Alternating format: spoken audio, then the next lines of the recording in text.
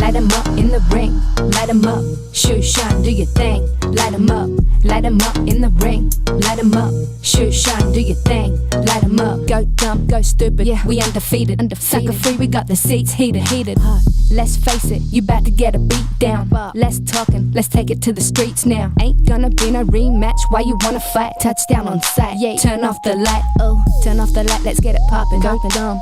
When you see me moving, bodies dropping. Move some. I'm about to go sick, call Earl. I'm turning up like E40, not your average girl. I'm turning up. We can rock like Rocky, make you tap it. Ghost ride the whip, look at my drip. This ain't a copy. We got all night if you wanna throw hands. When they see me fight, they wanna throw bands. Go dumb, go stupid, yeah, we undefeated. Sucker free, we got the seats heated. Light 'em up in the ring, light 'em up, shoot, shine, do your thing. Light 'em up in the ring, light 'em up, shoot, shine, do your thing, light 'em up. It's time for the main event. It's the Shoe Shot.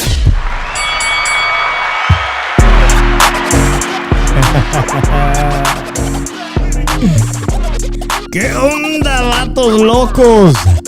Damas y caballeros, it's your boy Dave in the 702, formerly aka Dave in the 408, born in the 415, feeling good tonight. Hashtag TNF on Prime. 49ers get the job done. Big, massive underdogs.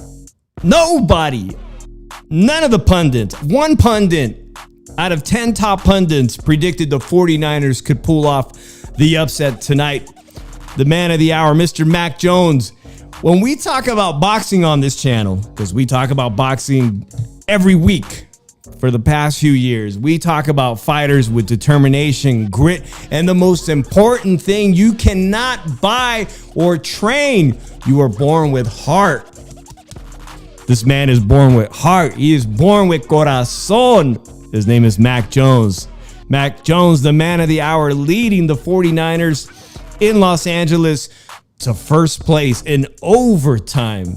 That Dallas game was pretty good the week before going into overtime, but ending in a draw this one. No, the 49ers banged up without Nick Bosa's defense. Without the help of Nick Bosa, do the unthinkable. Force fumbles, force two of them. Force a blocked kick for extra points. Wow, what a game. It is early in the season, but it feels good. As a Bay Area sports fan, this time of year, not be able to watch my beloved San Francisco Giants in the playoffs. Shout out to all the baseball fans. It's very difficult to watch any sports in the fall when your team isn't in it. And here we are, guys, San Francisco 49ers on a Thursday night game. An incredible game from both teams. At one point, the 49ers were leading by 14, and look, they were about to potentially be up 21-0. But the Rams, with their amazing corp, the receiver corps, Devontae Adams, Nakua, Stafford, 38 years old, but still playing at such an elite level. Two fantastic coaches. Their offense came back alive, tying the game 20-20. Forcing this game into overtime, and the 49ers holding that lead. Incredible, every kick Pinheiro makes an unbelievable 59-yard field goal, which, by the way, guys, remember, we just replaced Jake Moody early this season when we realized he is not going to be getting the job done. Shout out to Big Spooky. Where is everybody? I realize it's kind of late in the night, but I'm going to leave this show up for replay. Drew could not make it tonight to do our picks. He says, congrats. Appreciate that, Big Spooky. The 49ers sitting on top of a very talented division. Seattle, even the Cardinals, a very pesky team. And, of course, the Rams, an elite team, a top offense. The receiver corps, fantastic, and just a great defense. And somehow we managed to get the job done again. We managed to get the job done with Mac Jones not being at 100%. Not being 100%. Limping off the field at one point. They were considering bringing in the third-string quarterback at one point. It looked like we were going to have him play the fourth quarter. But Mac Jones is just built different, guys. He's built for this. Is a kid who, as a rookie, took his team to the playoffs. Let's see. I'm seeing some stats right now. 33 for 49 completion attempts compared to 30 to 47, 342 passing yards, 2 touchdowns. Stafford, 3 touchdowns, no interceptions. Of course, we lost the game last week because Brock Purdy threw 2 picks and our receivers corps dropped 6 passes. And Purdy was absolutely not ready to play last week, but yet, whatever it is, ego, his competitive nature, he's having severe turf toe, which now we're finding out lots of things about that injury. In fact, I got this here. Purdy isn't healthy enough to be the team's emergency backup in LA, which underscores that his sprained big toe was worse than it seemed coming out of Sunday's loss, that the 49ers are leery of it becoming a recurring issue this season. Let's make no mistake about it.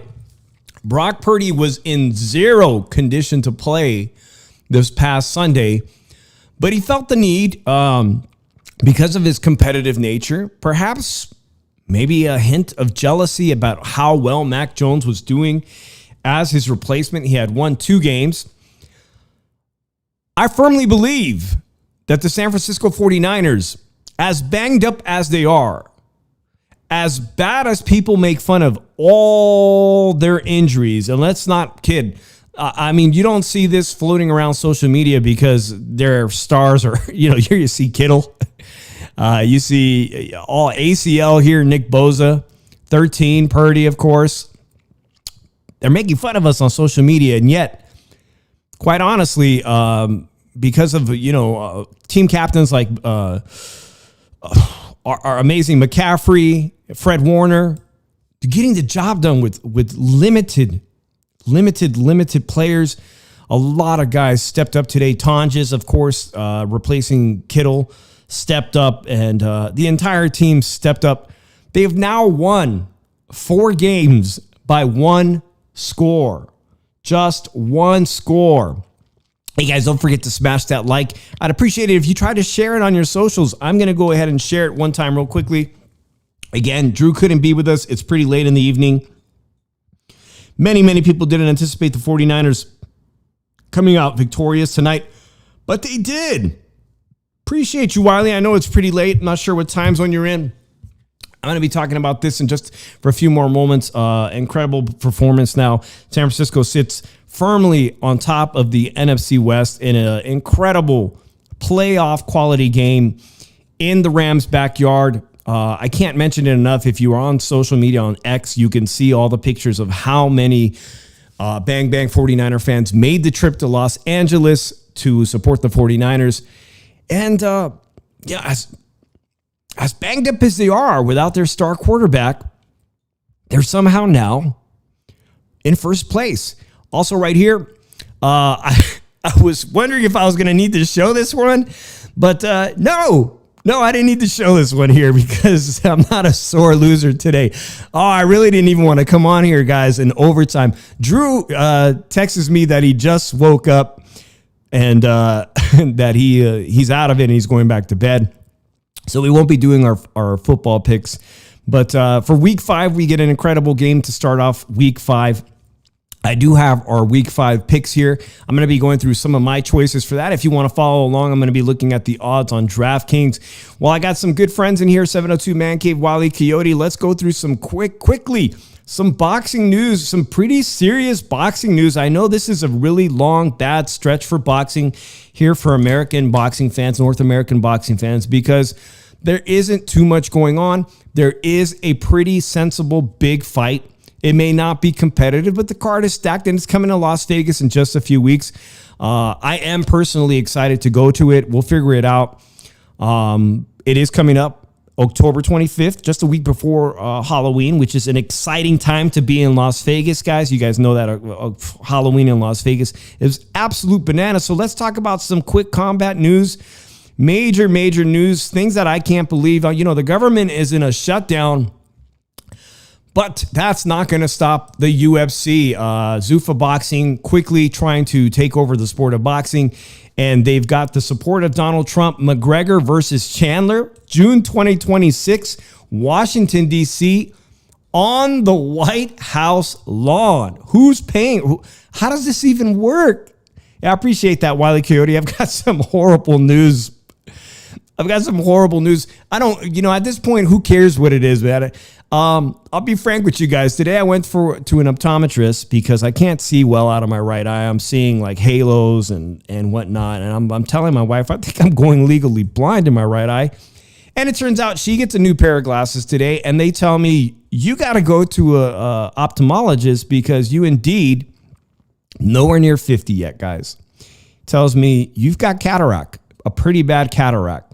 And the only thing that's going to heal that is surgery. No point in giving you glasses. It's true. Your right eye is shot. So when you guys see me wearing these tinted sunglasses, I can't read this screen in front of me. And I can't see anything from a distance. I'm freaking blind. I'm going blind in this right eye. I'm excited to see this referral, but now I need to jump through these stupid insurance hoops in Nevada again and get a specialist approval. And in fact, they told me, I called them up today and they said, you need to ask your primary care to get that referral. So here I go again. I will take care of that one quickly, guys, because I need to be able to see, period. I got to see. So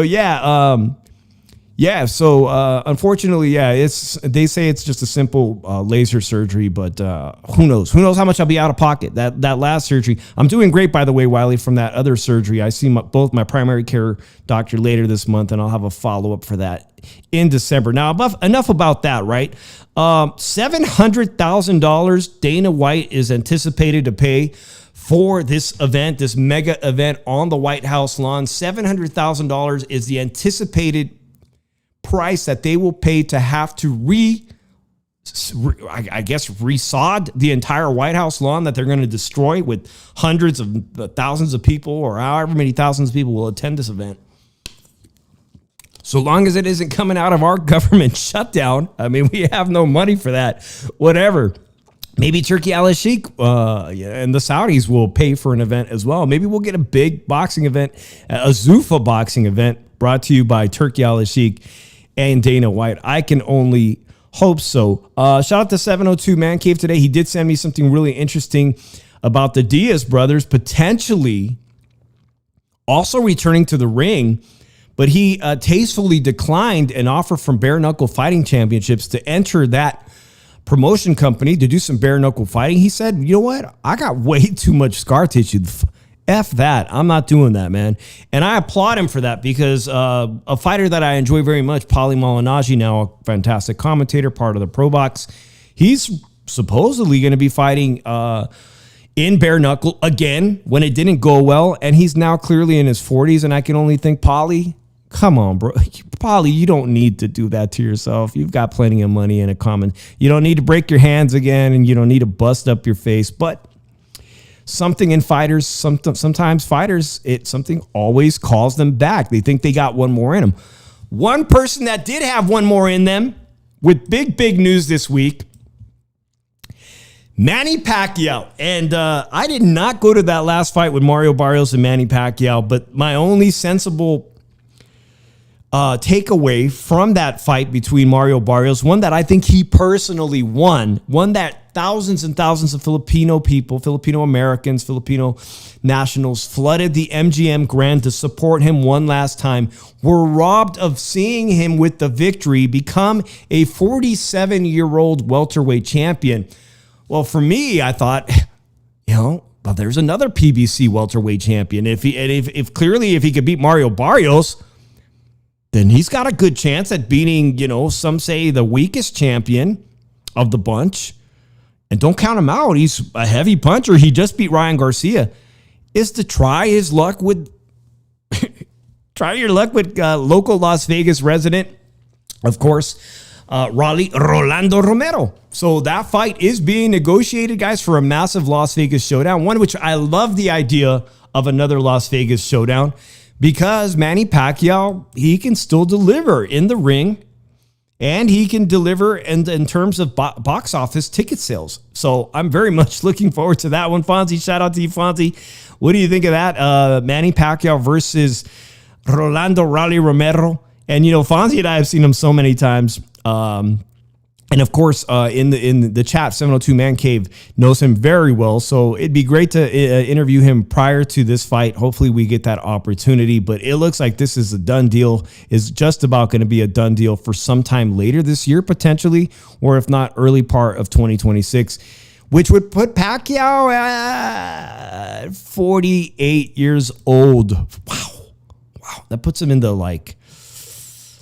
the territory of some of these older fighters, like Drew's favorite fighters, Bernard Hopkins, still fighting and potentially winning. Anyways, other news, Manny Pacquiao, guys. This is also big news for Manny Pacquiao. Pacquiao announces the launch of his United States promotional company, Manny Pacquiao. Not sure what the name is, but listen, he's already got a show. I think the first show is going to be in California. Don't quote me on that. But just amazing, Manny Pacquiao also making a transition, much like, however many years ago he fought Oscar De La Hoya. He told Oscar, you're one of my heroes. And now he's following in Oscar's footsteps, also launching his own promotional boxing company. And why not, right? Zuffa Boxing. Everybody has their own promotional company at this point, right? And if they do indeed make changes to the Muhammad Ali Act, well, you could basically, what Dana White hopes to do is to be able to have his own championship title belts and basically ignore all the other four sanctioning bodies out there already. WBA, WBC, WBO, IBF, hey, the Zuffa boxing belt. And Manny Pacquiao could conceivably say, I'm going to have my own belt too, the Manny Pacquiao belt, if they do indeed make changes to it. So that's very exciting, guys. There is some news. Terrence Crawford's been in the news a lot. I talked about the possibility of Terrence Crawford, like, hey, why stick around at 168? You beat the best guy. You beat the undisputed guys, but none of these guys at 168 are huge names. Why not go for one more set of trophies to add to your illustrious boxing career? Why not do something unheard of? Why not try to become a middleweight champion? I, for one, don't like Janibek. I think Janibek, not that I don't like him, but I think he's the toughest challenge there. And his size is unbelievable. He's unbelievably stronger and taller, in my opinion, than Canelo Alvarez. I think he's very underrated. And shout out to Paul. We're going to get to we'll do our football picks just momentarily. So that being said, guys, it looks like Janibek is in negotiations to fight the PBC champion, the WBC middleweight champion, Erislandy Lara, who I think Terrence Crawford should have tried to negotiate a fight with. That means the winner of Janibek versus Erislandy Lara at middleweight will have 3 titles, making it basically a 1 or 2 fight deal, because now Terrence Crawford can fight the other title holder, which would be Carlos Adames, fighting the winner of Janibek versus Lara, which I believe will be Janibek. Terrence Crawford in 2 fights is either going to walk away with 2 losses, 1 loss, or walk away undisputed middleweight champion, undefeated, and just with a career that will not be able to be replicated. Very close game, Paul. Incredible. I mean, the game felt like a playoff game, right? And as a Bay Area sports fan, not having the Giants in postseason baseball is depressing. Every fall, October baseball. Shout out to all the Libras, guys. I'm a Libra. I'll be trying to vlog some content for my birthday next week. I'm feeling so much better. But not having our baseball team, watching Fonzie have his Padres and of course the Dodgers in the playoffs, it sucks. So this win tonight felt incredibly good, guys. All right, week 5. Drew is not here. I appreciate you. We got somebody new here with a comment, but let's see here. Jags win looks a whole lot better now. Thanks, guys. Good. We will return the favor by beating the Chiefs. Please beat the Chiefs, please. I'm not taking anything away from the Jaguars. First and foremost, I said it earlier in the show, the 49ers should not have played Purdy. They allowed him to dictate the terms of his return over probably the advice of his medical team, or maybe the medical team for the 49ers is just as bad as everyone's saying. That, we have the injuries to prove it. They're allowing terrible decisions, and he shouldn't have played. Quite honestly, I think had Mac Jones played that game, Purdy was overthrowing. He couldn't properly plant on his foot. It cost us the game. The 49ers, as bad as people think they are, could really be a 5-0 team right now, sitting up there with the Buffalo Bills. And, of course, Drew Evo, my co-host, is Philadelphia Eagles, sitting at the top of their division, all 5-0.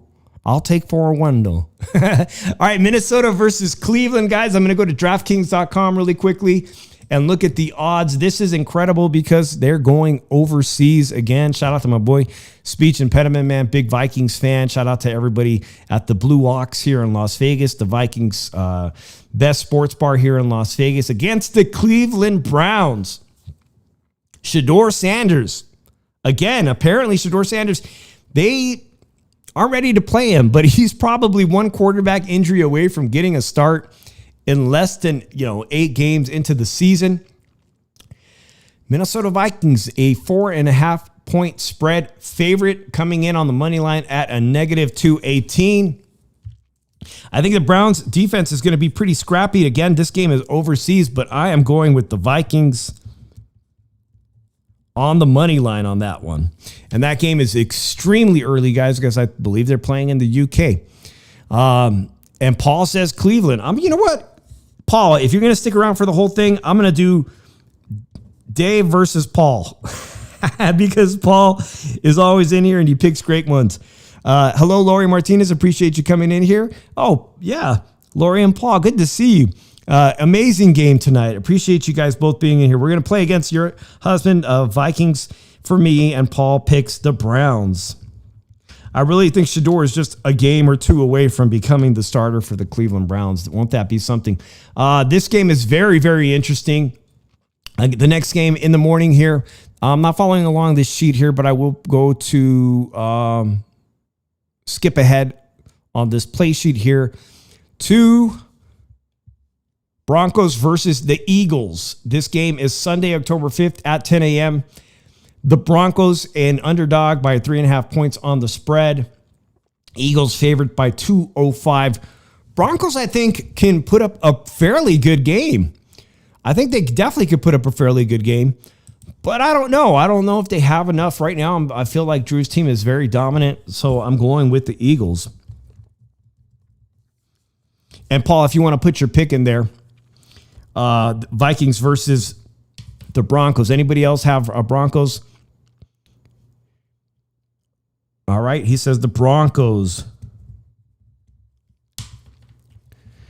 Whippetto says Chiefs offense really isn't that special from what I've looked outside of Mahomes passing. If he has average to hard game, Jags will win by running the ball. Also, it may rain that game. That'll be interesting. Of course, if it rains, Fonzie says Eagles. All right. Am I back on this one here? New York Giants versus the New Orleans Saints. The Giants plus 100 last week's game. So I know the Giants, I watched a little bit of that game, right? Week 4, the Giants.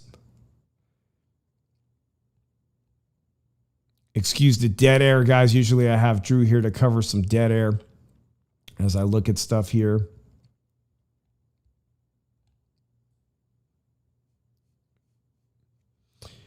Very close.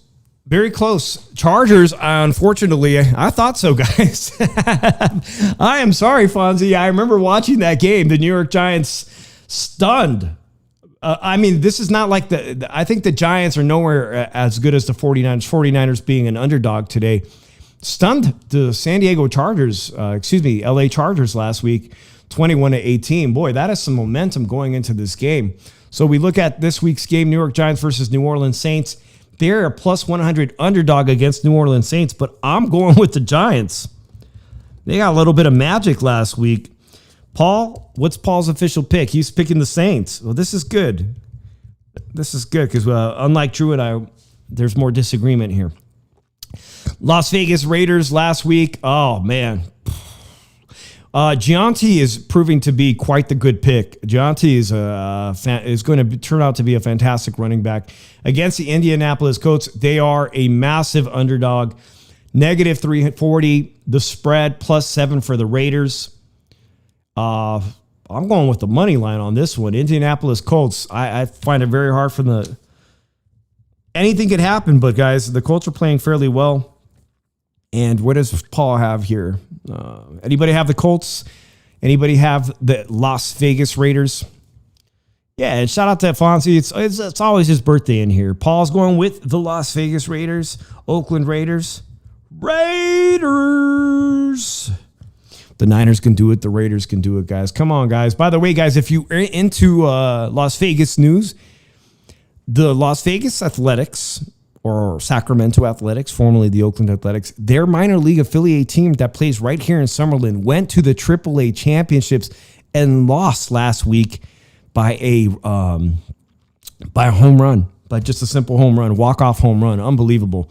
Paul's going for the Raiders. Fonzie has got the Colts. Lori says Raiders, baby. Moving along here to the Dallas Cowboys versus the New York Jets. What an incredible overtime performance last week. That was a very entertaining game.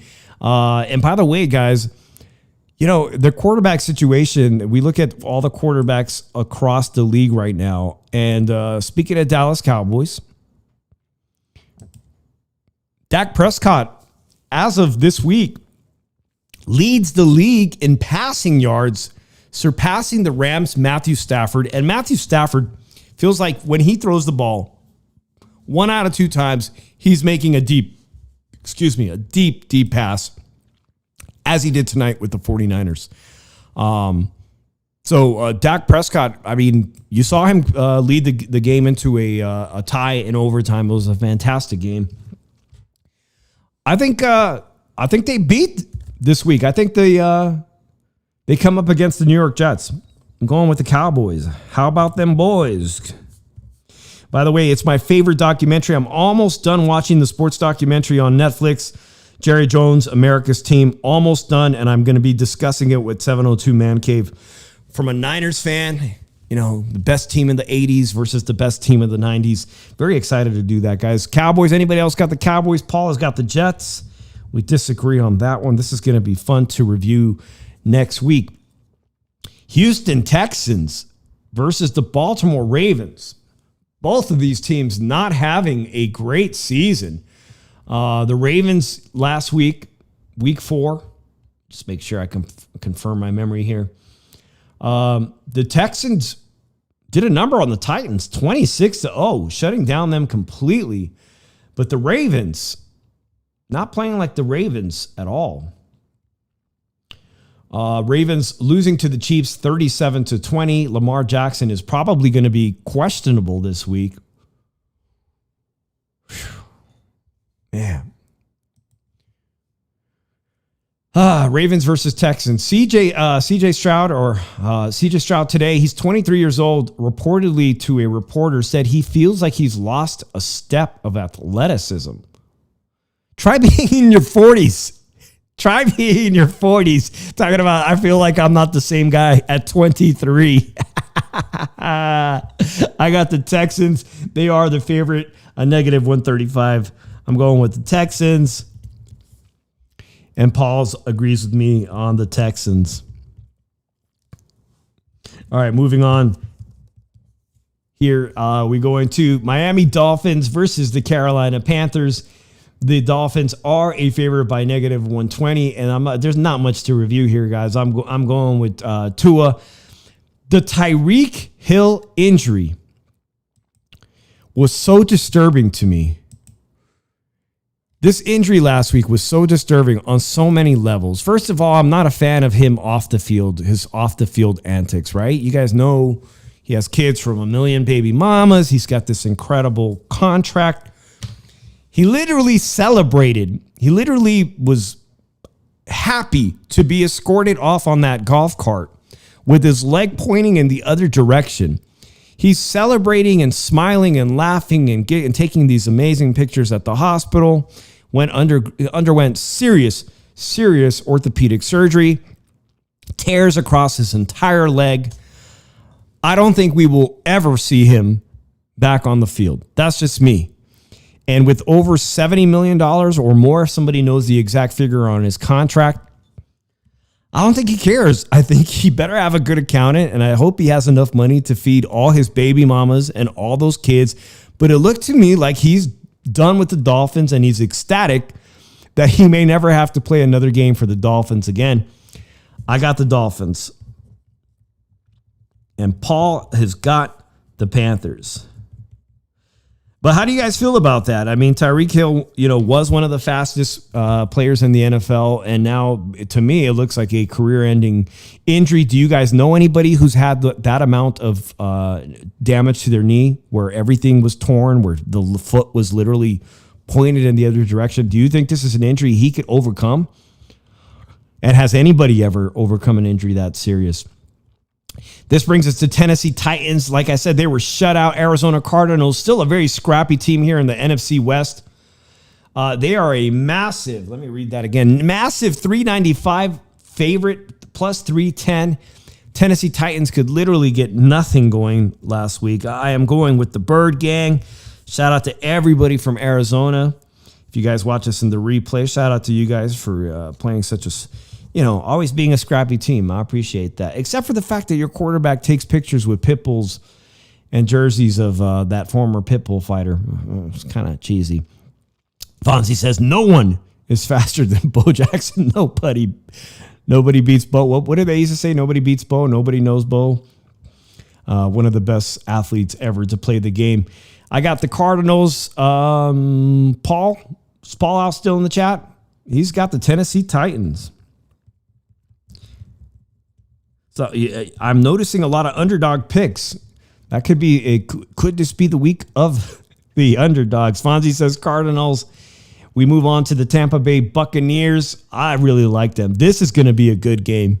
Seahawks versus Tampa Bay Buccaneers. The Seahawks also, this is a very competitive division, the NFC West. Let me just remind myself what the results were in week 4 for Seahawks versus Buccaneers. Baker Mayfield.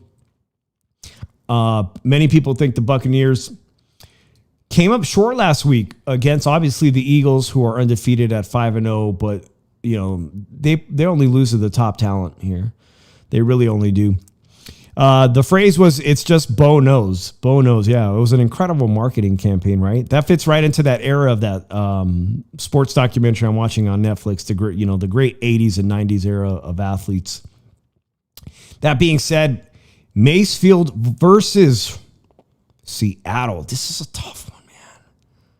What does Paul have? Paul's got the Buccaneers. I'm going with the Buccaneers. And, I got to have Seattle lose another game. I got to extend this in our division in the NFC West. I can't be rooting for them. I can't be sending them goodwill. I need them to fall. I don't mind the Cardinals picking up a win. Wait a minute. Did I get this wrong? Last week, the Cardinals lost to the Seahawks. Okay. Yeah. Nonetheless, I'm staying with the Buccaneers. That brings us to Detroit Lions. Absolutely one of the best teams. Cincinnati Bengals did not look good at all last week. They are a plus 390 underdog. That is a hard one. That's a hard one for somebody to believe the Lions can lose to the Bengals. I believe the 49ers are still trying to recruit Trey Hendrickson. That remains to be seen if they will make that trade.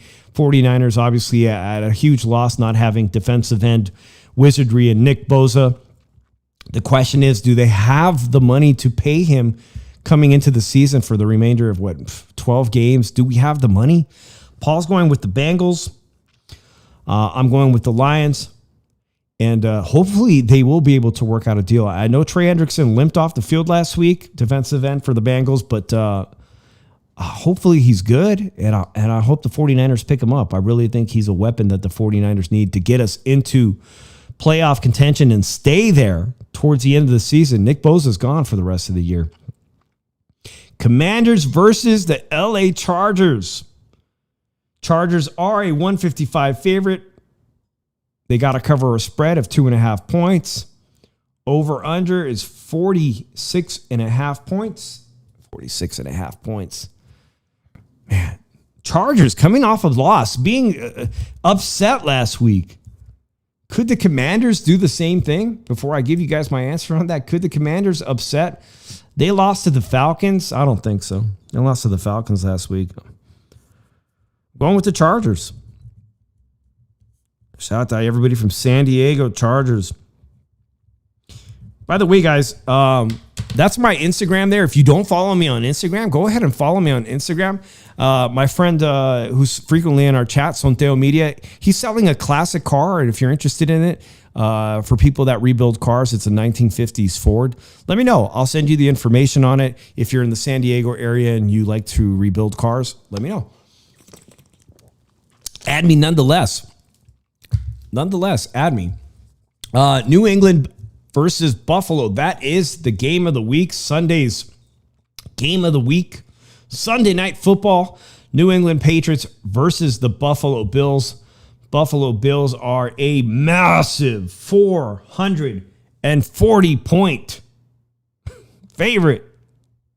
Over under 49.5 points. They got to cover a spread in 8.5 points. I think they beat them well above that. Oh, wait a minute. Paul said Washington on that one. Let me make sure I get that correctly, right? He's not going for the Chargers. He's going for Washington.